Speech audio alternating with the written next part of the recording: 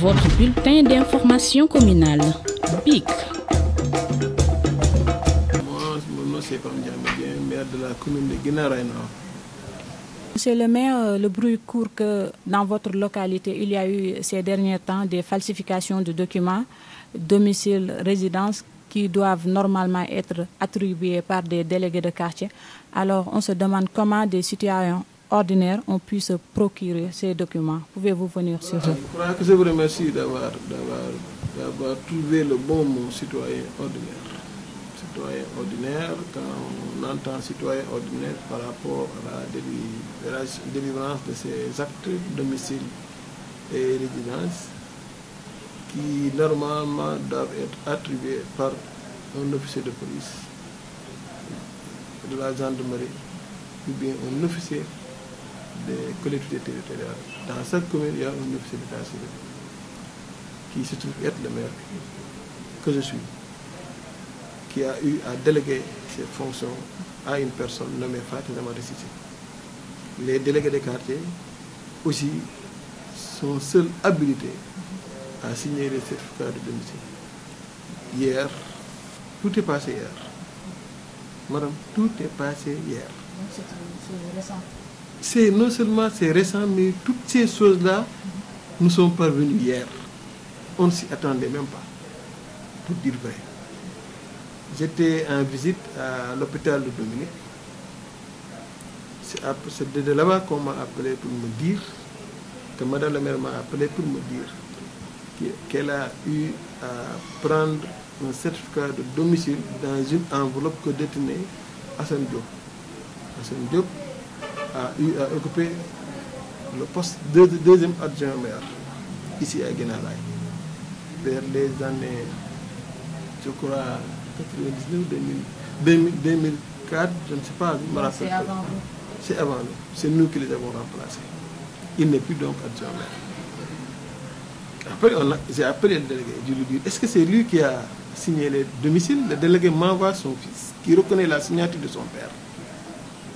Dès là, je lui ai montré ce certificat de domicile pour lui dire, est-ce que c'est ton père qui l'a signé, oui ou non, le gosse qui a l'habitude, qui d'habitude appuie son père dans la délivrance de ses domiciles, qui est censé reconnaître la signature de son père, me dit non, ça c'est pas la signature de son père. Donc ce n'est même pas la signature de son père. Là, on ne parle pas d'imitation de signature.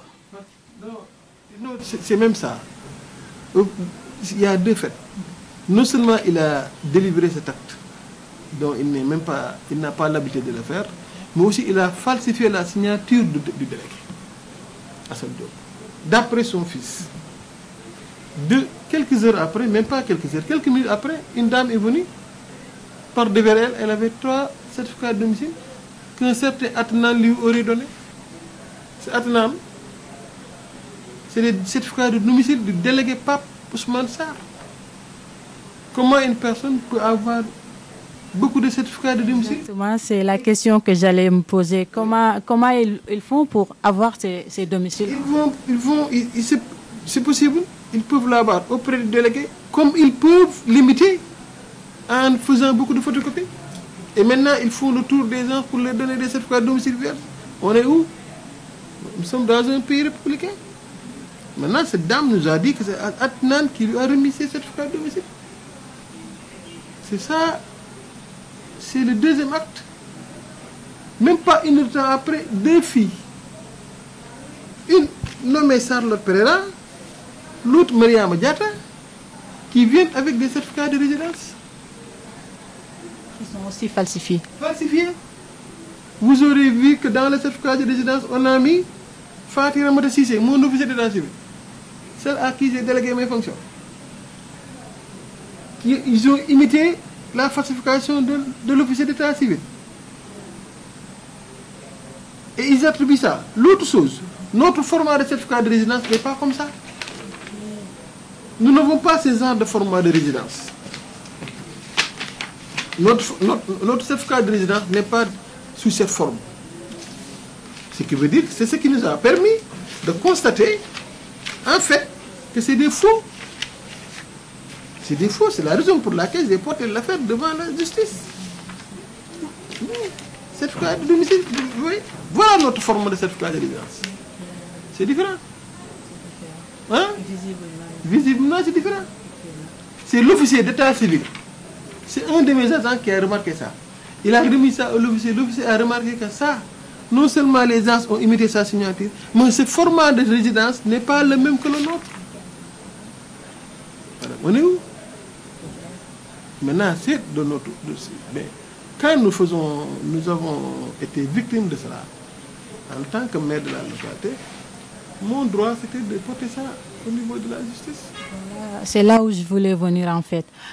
Quel impact la distribution de ces faux documents peut avoir dans la commune?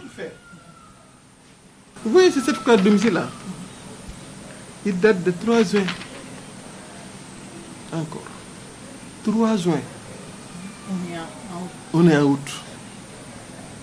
Ils ont mis sur la date 3 juin. Et l'intéressé, qu'il a reçu hier, est venu. Ils ont voulu antidater ça. Le 3 juin. Pour venir inscrire sur les listes électorales. Est-ce que le 3 juin, la liste était ouverte? Elle n'était pas ouverte. Hein? Pourquoi tout ça?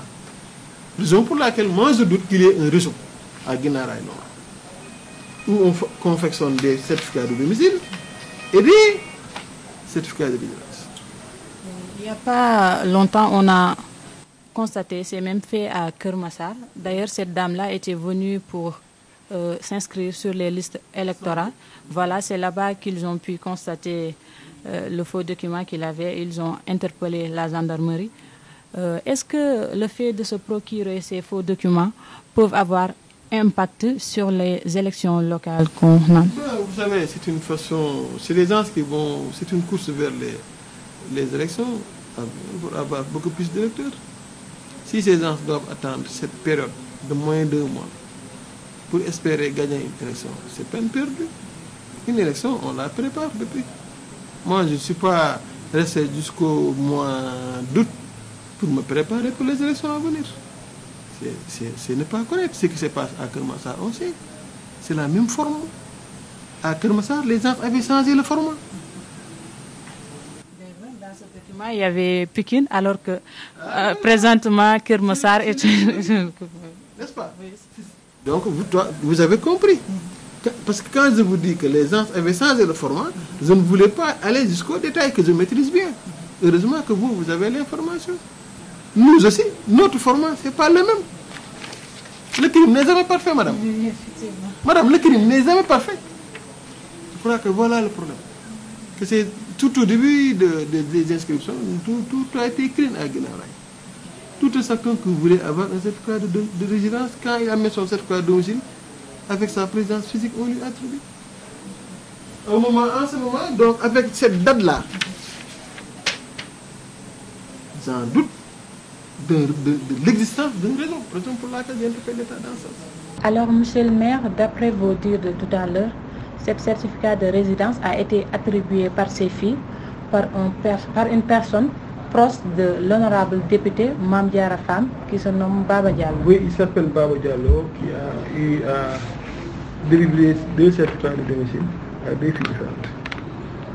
Vous aurez noté que dans les certificats de domicile, elle est datée de 3 juin. Avant même que nous les inscriptions sur les listes. Vous aurez aussi, dans ces certificats de domicile, la signature de mon dossier a été falsifiée. Vous voyez, le format de ce certificat de résidence, c'est différent du format du certificat de résidence de la ville. Ça, quand même, c'est visible à l'œil nu. À l'œil nu. Raison pour laquelle je doute qu'il y ait un réseau où on confectionne des certificats de domicile et des certificats de résidence. Raison pour laquelle j'ai porté l'affaire devant le commissariat pour que la lumière soit faite. Et souhaitons vraiment que ce réseau dont je doute de son existence, vraiment qu'il n'est pas lié. Que mes doutes-là ne soient pas vraiment fondés. Et que si ce réseau existe, que la lumière soit faite voilà, sur cette si ce réseau aussi existe, vraiment existe, que la lumière soit faite. Vous avez entendu dire que vous avez porté l'affaire devant la justice et en tant que autorité locale de la commune, il est de votre devoir de veiller sur, en tout cas, la bonne conduite de la commune. Alors, quel est aujourd'hui votre dernier mot par rapport à tout ce qui est en train de se passer? Ben, vous savez, je n'ai fait que faire ce que me dicte la loi et ma conscience. Il y a des faits qui sont passés dans ma commune, des faits illégaux, des faits vraiment pas du tout normaux. J'ai le droit de dénoncer. Et j'ai dénoncé ça auprès de l'État. Parce que, pourquoi je l'ai fait? Je crains l'existence d'un réseau concocté par des jeunes de la localité. Et c'est pas bon. Ça, c'est pas bon. Là, nous sommes dans un pays régalien. Nous sommes dans un pays qui a ses droits, qui a des normes que les gens doivent respecter. Cette fois à domicile, il faut aller le voir. Il faut aller le récupérer au niveau des délégués. Cette fois à résidence, à la police, à la gendarmerie ou à la commune. Mais ça se passe ailleurs. C'est pas bon. Mon dernier mot, c'est d'informer à la population de Guinaray Nord d'être prudente. D'être prudente et d'être vigilante. Et les élections, le jour J, celui qui sera élu, personne ne peut rien. C'est réel. Le bon Dieu, celui qui sera élu, Inch'Allah, il le sera. Et qui qu'il puisse être. Mais quand même qu'on le fait dans les règles de l'art. Moi, c'est que tous ces trucs-là, que les gens le fassent dans les règles de l'art. C'est ça qui est plus joli. Merci beaucoup, monsieur le maire. Et c'est un plaisir d'avoir partagé avec vous ces moments. De cette occasion pour remercier BIC, c'est un partenaire avec qui j'ai travaillé depuis longtemps. Vraiment, je suis très content des prestations que vous faites à Guinaray, à Pikine et ailleurs. Je vous remercie surtout à travers cette antenne, mais surtout à mon ami et votre responsable. Merci, madame. Le plaisir est partagé. Merci, madame.